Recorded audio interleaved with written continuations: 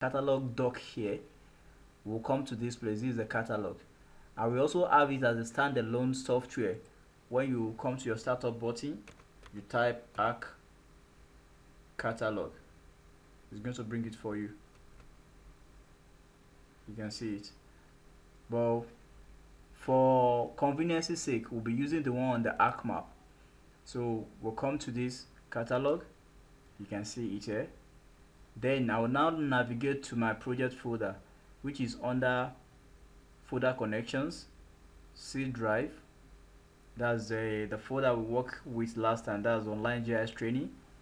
Then I'll select. So these are the two files I have under the online GIS training. So for me to now create a layer that will be serving as a storage for this particular road, I will right click on top the folder, that's online GIS training. I'll come to new. So under this new, there is a lot of layer that one can create, a lot of layer type that one can create, but for the purpose of this training, we'll be making use of shapefile. So if I should click on shapefile now, it's asking me for a name. What's the name of that shapefile I want to create? I'll call it major road. So always remember, here the software don't allow space, so it is advisable for you to use underscore instead of using space. So now it's now asking me the feature type. Which kind of representation do I want to make use of? I want to make use of line. So I'll just pick polyline. Then the next thing, this one is showing on no coordinate system. You remember when we are bringing in the ground control point, when we are doing georeferencing, where I told you that if under your add XY data dialog box, if the description is showing on no coordinate system, you have to come to the edit. So under the edit, you see the broad classification of coordinate system. Under this, we are going to be using geographic coordinate systems, and under the geographic coordinate system there are a series of them, but the one that we are going to be making use of will be World Geodetic of 1984. That's WGS 1984. And I told you that this, it depends on three things: the purpose of your project, the client specification, and the type of data you are using. So we are using this for the purpose of this training. Then we have the coordinate system to be this. I will now click OK. So you can see the layer has added automatically. So the same thing I will create for scatter conservation too. Shapefile, scatter conservation. So I told you that the representation of scatter conservation is point. So we'll leave this one, the feature type as point. And don't forget, this doesn't take space, it takes underscore. So we are going to specify the coordinate system: geographic World WGS 1984. Since we are going to be making use of this WGS 1984, we can easily add it to our favorite, so that next time we are coming, we'll just pick it up from here instead of navigating to where it is actually on the archive. So the next one we're going to create for is the polygon, which will be for the town. I just right click on that folder, that same folder, you get new shapefile. I'll call it settlement. So under the settlements, the feature type will be polygon. Then the coordinate system, we have it to be this. Then all our layers are ready for operation. If you look at this, you see points come first, followed by line, followed by polygon. So it's the software arrange them in their order of complexity. Point is less complex to line, because line, at least it must have a minimum of 2 points. and the polygon. At least a minimum of 4 points will make up polygon. So let's see how we can make use of this to extract information that we need on this topo sheet. So for us to use this to extract any information, we are going to be in need of another extension aside georeferencing. At that extension, I told you that anywhere on this interface, you right click, you see all the extensions. The one we are going to be making use of is the editor. You can see you have it here if you newly install your ArcGIS, but once you have it like this, then you can check it. You have it displayed here. So I have my editor here. So for me to start digitizing using all this layer I've created, I will have to start my editor. And how do I do that? You drop down, you see start editing.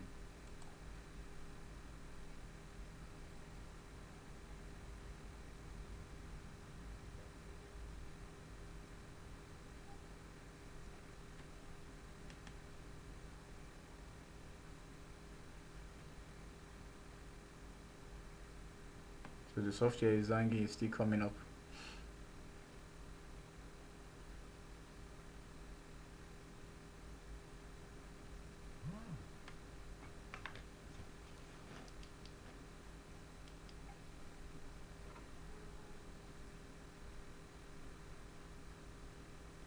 So it's telling us that special reference do not match, blah blah blah.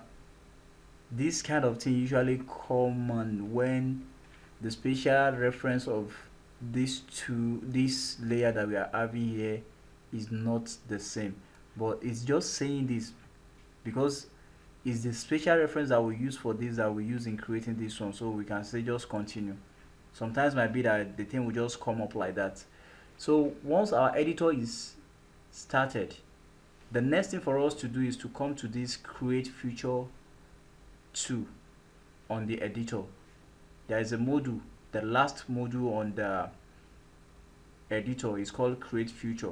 When you click on it, it will bring this dialog box for you, which is known as create feature. So what this one does is that the arrangements, it arranges the layer the way you create them.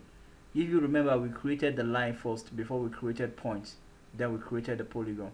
But the digitization will start from points. Let's assume I want to start from points. You can see my cursor has changed. So what I will just do, I will zoom a bit so that I can see what I'm placing.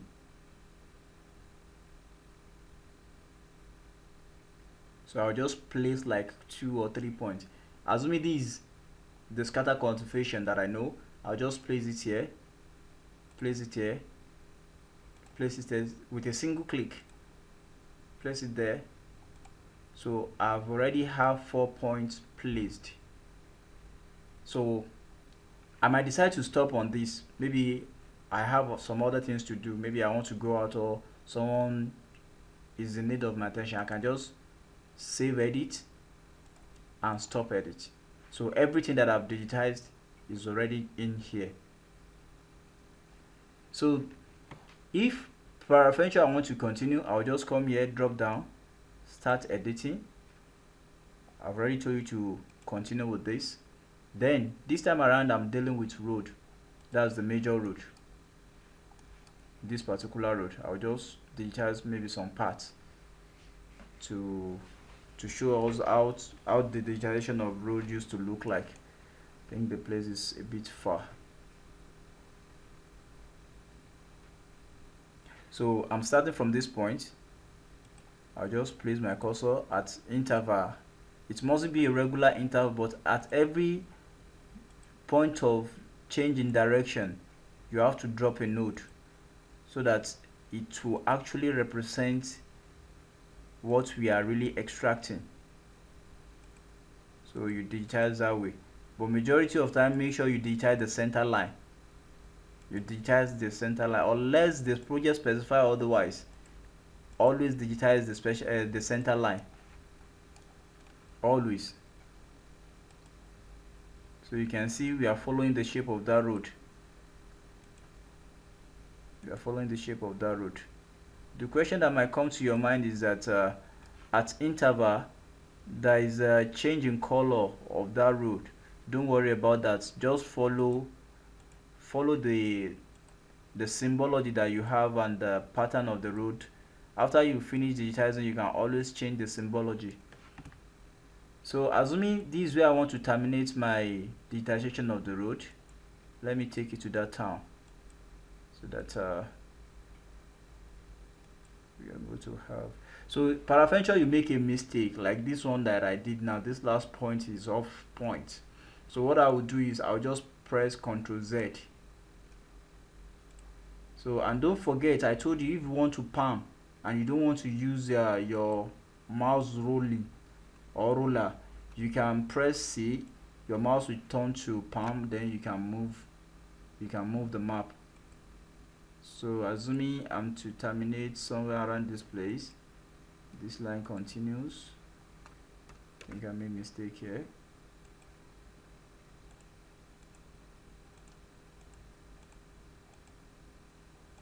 So at the end points, you just double click and the digitization will terminate. Assuming now I'm done with the line and I want to continue with the settlement, which is polygon. What I'll just do, I don't have to save and stop edit again. I'll just, when I want to start this, I click on this. So I'll just click on this instead. You can see this one is now active and my cursor is changing. So I will have to zoom a bit better so that I can see what I'm really digitizing. So you just trace the pattern of, the shape of the polygon. It must be a perfect shape. So if it's not a perfect shape, you just trace the shape. At interval, you drop node to trace the shape.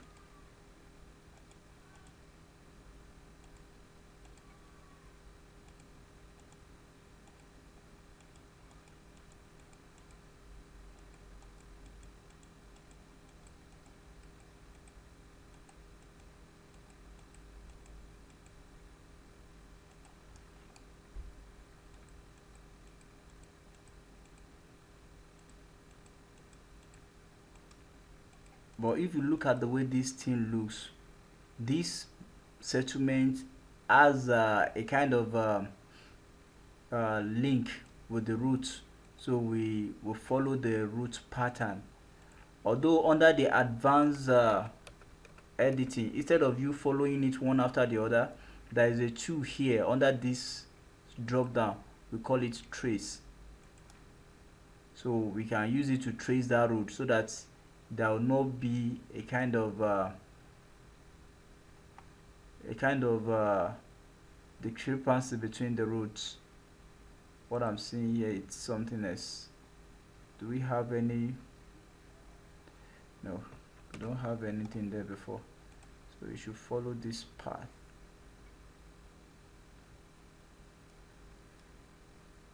So the snapping is snapping to the pixel. Let's just use our normal regular method for now. So I'll just trace at every node or at every important change in junction. I will just be dropping node, and when I reach the last place, I will double click to terminate the digitization. So it means with this, with the digitized points, with the digitized line, and with the digitized polygon. So once I finished, I can always save, edit, and stop edit. So for you to see what we've digitized so far, you can always uncheck this base map. You can see what we've digitized so far. So you can digitize as many as possible based on the requirement or the demand of the project. Now, the next thing I would like us to look at is the symbology. The symbology is very, very important. I would like to start from these the settlement.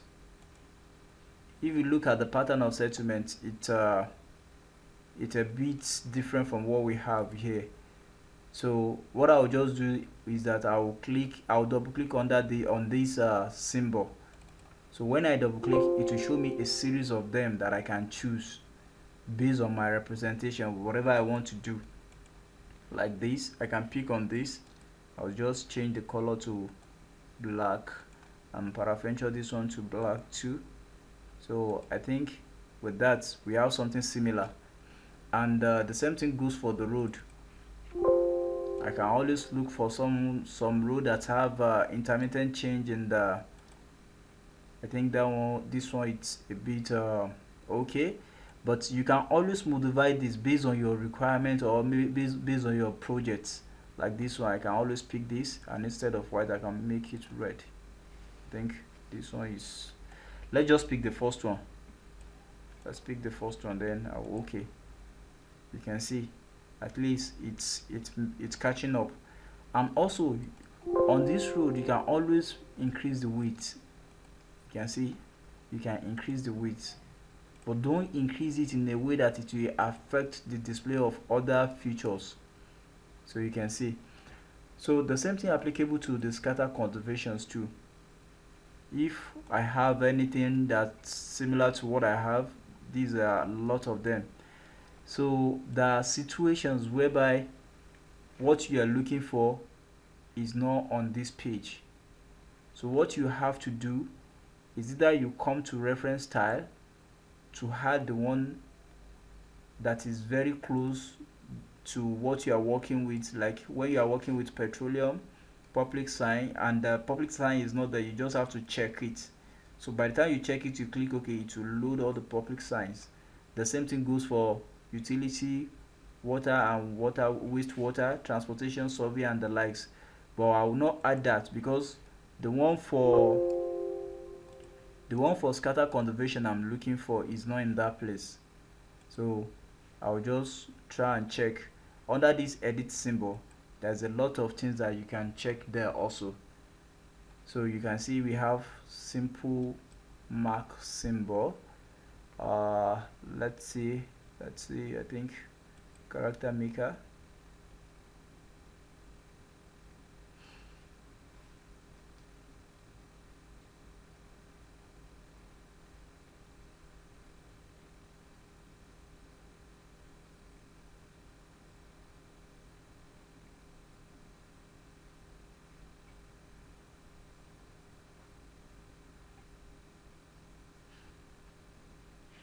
Hello, I'm getting a kind of report here that people are having issue with this class, like maybe they are not able to get online with us. Is anybody having the same issue? Okay, I'm not having an issue. Okay. Yeah, I did, but it took a while for me to be able to connect. Okay, but we are all online now, right? Yeah. Sure. Okay. So under this symbol maker, we can always check through the series of them here that we can make use of. Let's see. We are looking for scatter conservation. I think on the let's see.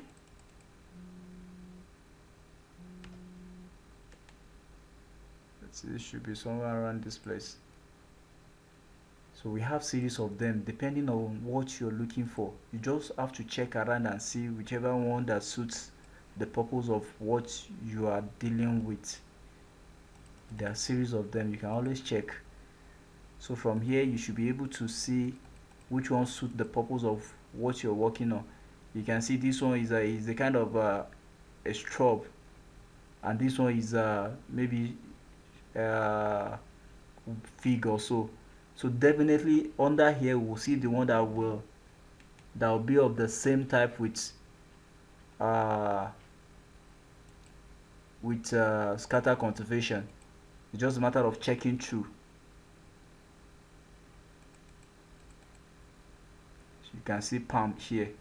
So a lot of them are there. Just by merely checking through, one can easily get whichever one you're looking for. But I'm very sure it's somewhere around this place.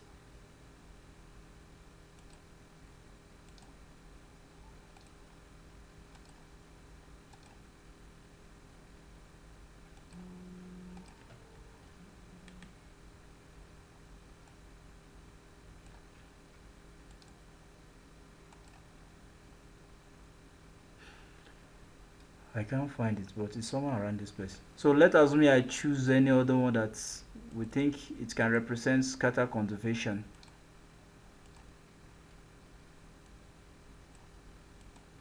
I think we have one that's 16.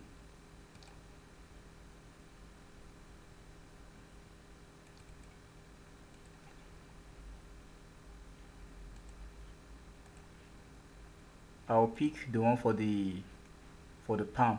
So I'll now change the color to green so that we can easily see it. I can increase the size. Let me make it dark green. So with that, if I want to check what I've done so far, I can always check on this and look at it. So with this, I believe if you do a lot of digitization, you can produce similar map like this. Nothing can stop you from doing that. Similar map just like this one.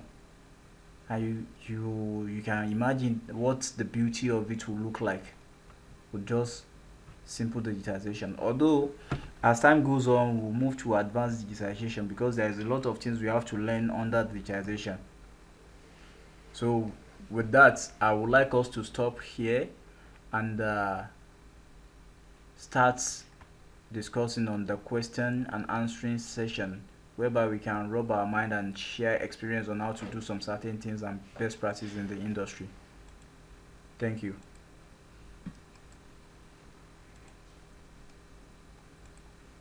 Thanks for calling. For and I will better about play your mind. Now, so you could have people back. No, thank you.